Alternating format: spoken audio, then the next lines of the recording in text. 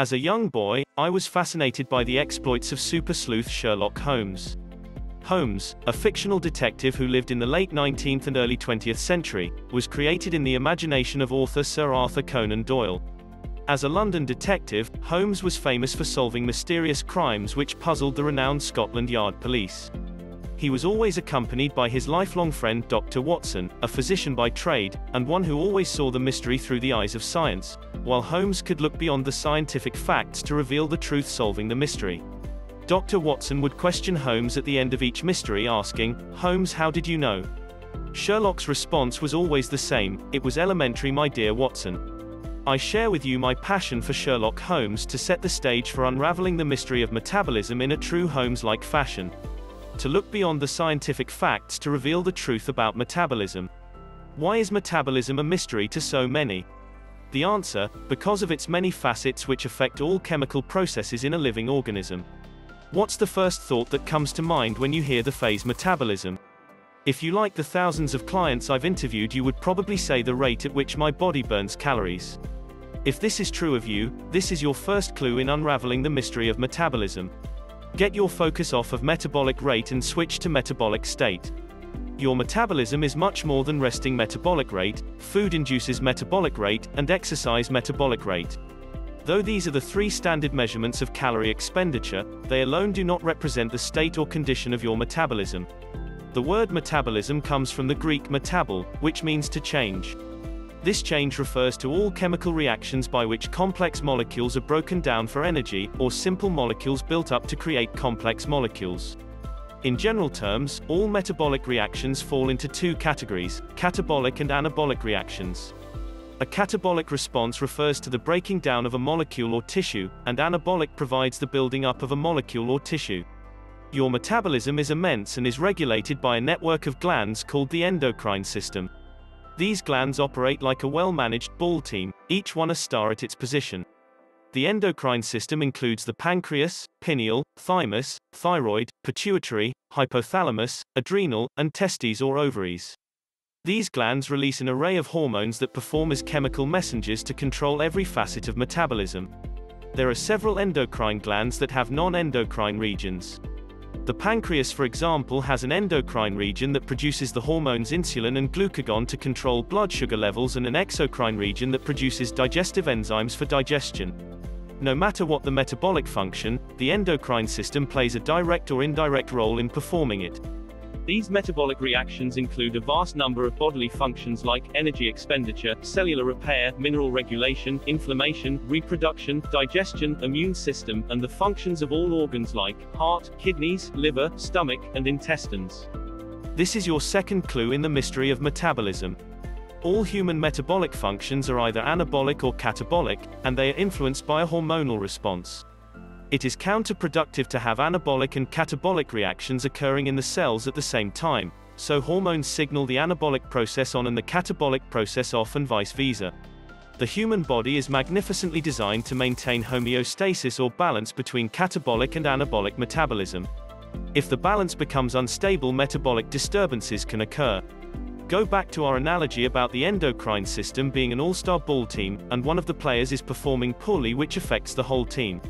There are numerous metabolic disturbances like hypothyroidism, hypoglycemia, metabolic syndrome, type 2 diabetes, obesity, and the list goes on. The question is, what causes this metabolic shift, and in which direction, anabolic or catabolic? In most metabolic disorders, the answer is catabolic. This is the third clue to the mystery of metabolism. As we age, our metabolism shifts catabolic. Now I know what you're probably thinking: I can't stop the aging process. That's true if you're talking about chronological aging, but there's a wide body of scientific evidence that proves we can slow down or reverse how we biologically age. I meet many clients who are chronologically 40 years old and biologically 60 years old, and vice versa. Our bodies have astonishing abilities to repair and regenerate. To tap into this power, the goal is to reduce the aging catabolic damage and restore the youthful anabolic repair. If this sounds too good to be true, it gets better. Not only can it be accomplished, it can be measured. Osamu Nishikaze, a Japanese endocrinologist testing the urine of hospital patients, found as the patient recovered from illness or trauma, an anabolic metabolite called 17-ketosteroid sulfate showed up in the urine. This discovery proved when the body shifts into anabolic metabolism or super repair mode, the 17-ketosteroid sulfate show up as a byproduct in the urine. Now that there was a way to verify anabolic metabolism, the next question became, could it be nutritionally induced? Enter the Anabolic Catabolic Index, ARCHI, the discovery of a research group led by Stephen Chernesky. Chernesky, a nutritional biochemist, has spent over 30 years researching and developing strategies to put the brakes on catabolic damage and shift into anabolic repair. Chernesky's group developed a clinical trial where a double-blind test giving a placebo to half the participants and an anabolic nutritional formula to the other half. The nutritional formula consisted of DHEA, 7-keto-DHEA, L-arginine, and several herbal extracts. After 30 days, the placebo group had a slight rise in catabolic activity, where the nutritional formula group had an increase in 17-ketosteroid sulfate, which conveyed a rise in anabolic activity. This proved that anabolic metabolism could be nutritionally influenced. This is your fourth clue in the mystery of metabolism. As we age, the anabolic-catabolic balance can be nutritionally influenced. So what steps can be taken to nutritional to keep the metabolism youthful? Consume 4 to 5 meals daily. Optimum nutrition starts by eating 4 or 5 meals that supply our body sufficient nutrients to maintain balanced anabolic and catabolic metabolism. Each meal should consist of 30% protein, 50% high-fiber low-glycemic carbohydrates, and 20% fat. The macronutrients protein, carbohydrate, and fat provide the cells with micronutrient vitamins, minerals, phytonutrients. These micronutrients are essential for every facet of cellular metabolism. Popular theory of metabolic decline points out mitochondrial damage by free radicals through oxidation results from micronutrient deficiencies. Each cell has a large number of mitochondria that produce energy for metabolic reactions. As this energy is released, reactive oxygen and free radicals attempt to damage the mitochondrial DNA. The human body has sophisticated defense mechanisms to minimize this oxidative damage.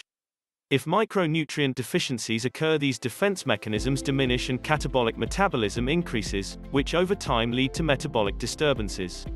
Professor Bruce Ames from the University of California at Berkeley has identified deficiencies in the following micronutrients: vitamin C, vitamin E, folate, vitamin B2, B6, B12, niacin, zinc, iron, magnesium, and manganese lead to oxidative damage.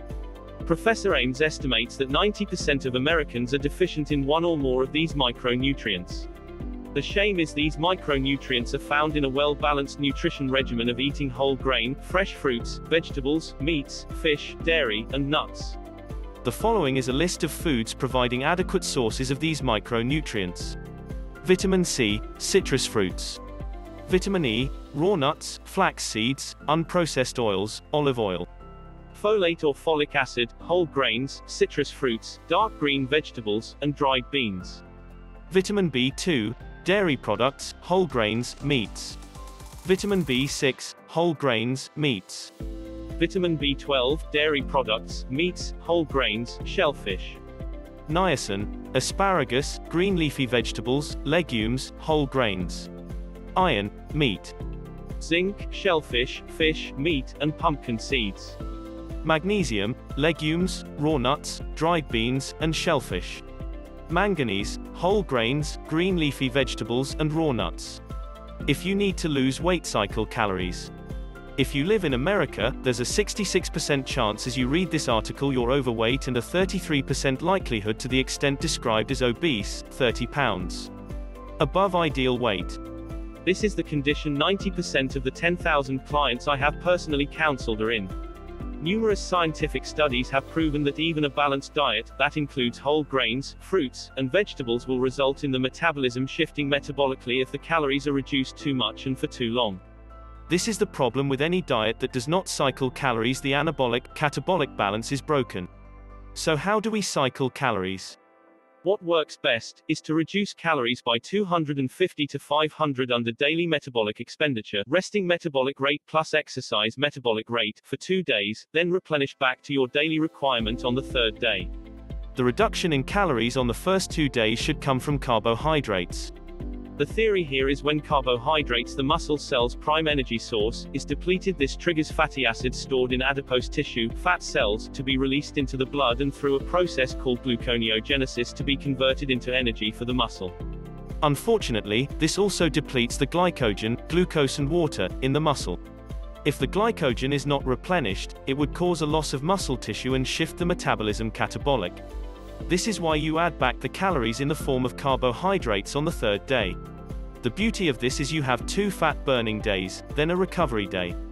This will allow you to lose fat without the loss of muscle and maintain balance in catabolic, anabolic metabolism, which is essential for long-term weight loss. Eat slowly to improve digestion, maintain good intestinal health. Digestion begins in the mouth and continues in the stomach and is completed in the intestinal tract. Digestion is a catabolic function where proteins are metabolized into amino acids, carbohydrates into glucose, and fats into fatty acids. Digestion is both a mechanical and chemical response. Eating slowly and thoroughly chewing allows foods to be partially broken down, while stomach acids and pancreatic, intestinal enzymes complete the process. Once the nutrients are small enough to pass through intestinal walls, a series of hormonal responses start the anabolic process, delivering the nourishment to the cells. If the intestinal walls become compromised with impacted fecal matter and mucus, some of the nutrients from the digested food are prevented from entering into the blood system. Here again, the metabolism swings catabolic, because of poor intestinal health. A nutritional lifestyle where the foundation is built on whole grains, fresh fruits, and vegetables, provides adequate amounts, 30 to 40 grams, of both soluble and insoluble fiber. Insoluble fiber is vital information of stools and decreases the time waste is eliminated from our system. Insoluble fibers prevent the buildup of mucus and fecal material on intestinal walls, which leads to poor absorption of nutrients into the body, which can lead to deficiencies such as anemia or osteoporosis. The best sources of insoluble fiber come from whole grains like rye, wheat berries, barley, millet, flax, and spelt. For those that may have been diagnosed with wheat or gluten allergies, another good whole grain is quinoa. Maintain normal blood sugar levels throughout the day. One of the most misunderstood factors in the condition of our metabolisms is the state of our blood sugar. Normal blood sugar levels should range between 70 to 110 mg per deciliter, with ideal being around 90 mg per deciliter. This is something your doctor will check for during your next physical, and it indicates your fasting glucose level. That's where the confusion begins. Unless it is above the normal range, it won't get either the doctor or your attention. What is just as important is your blood sugar levels throughout the day, especially 1 to 3 hours after eating. We now know all metabolic reactions are either catabolic or anabolic and influenced by a hormonal response. When blood sugar levels rise after meals, the pancreas produces the hormone insulin, which delivers it out to the receptor sites on the membrane walls of the millions of cells entering into the cell. This is an anabolic process. As the blood sugar levels gradually decline, the pancreas produces glucagon, which now retrieves back from the cells to re-enter the blood. This is a catabolic process. Maintaining this delicate balance of slow rise and gradual drop is essential to the condition of your metabolism. If the rise in blood sugar becomes too fast, the pancreas produces more insulin and drops blood sugar too fast. The 3 most common side effects will be weight gain, poor energy, and hunger. Surprisingly, side effects most clients I meet are willing to accept. A lifestyle of elevated blood sugar is producing metabolic reactions far more damaging called glycation and insulin resistance. Glycation occurs during high levels of blood glucose. Some of the excess glucose binds to blood proteins called hemoglobin. This binding forms a substance called glycosylated hemoglobin, which disables the protein, rendering them less capable of carrying out their many essential metabolic functions throughout the body. Insulin resistance occurs when cells diminish their ability to respond to insulin transporting glucose from the blood to the muscle cells and other tissues throughout the body. So what nutritional steps of action in addition to eating whole grains, fresh fruits, and vegetables to prevent or reverse glycation and insulin resistance, metabolic syndrome? Start by improving the quality of the fats you consume. A medical study at Federico University in Naples, Italy showed trans fat and saturated fat decrease insulin sensitivity, and monounsaturated fats improve insulin sensitivity.